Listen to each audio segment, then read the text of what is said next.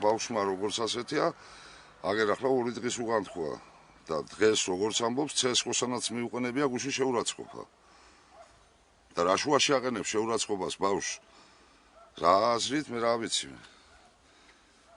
მე მივალ ახლა ამ დღეებში საბუთებს მოსთხოვებ რომ წევიყვანო სხვა სკოლაში. თქვენი აზრით აი რის გამო დევნის ბავშვს და რა საპირე? ოცნებაში რომ ალბათ იმის გამო, იმიტომ ბავშვმა მისი გზა უნდა ხოლმე ერჩიოს საბოლოო ჯამში. მე მის თავს გებიცები თუ მეთქმიოს ჯერემ რამე რომ ან ოცნებაში წადი, ან ნაცისტებთან წადი, ან სადმე წადი. მე ამ ფერი საუბარი ბავშვთან არ მქონებია.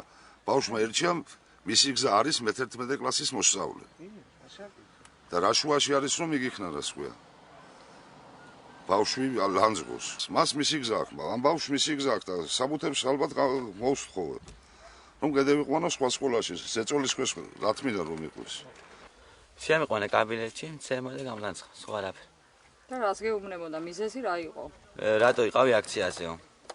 რომელ აქციაზე? ოცნების. მე პოლიციის წინ. მერია. თქვენ რა უთხარით? არაფერი. ბოდიში მოუხადეთ თუ უთხარი რომ გავაგრძელებ საქმიანობას? გავაგრძელებ მეთქინა და და არ გაგიჩერებია, ხო? და საუბარს რომ შეგხვდა რა გითხრა? თქვა რომ გაეთრი აქიდან მეეთრი სკოლაშია. გამარჯობა მოგზანდი. ისა თქვენი სკოლის მოსწავლე გიორგი მჟავანაძე არის მე-10 კლასელი და ამავდროულად ქართული ოცნების აქტივისტი. გვაქვს ინფორმაცია რომ ეს ბავშვი აქტივისტობის გამო თქვენ დაიბარეთ კაბინეტში, მიაყენეთ მას ფიზიკური და სიტყვიერი შეურაცხყოფა და მოთხოვეთ რომ დაეტოვებინა სკოლა. როგორ გეკადრება?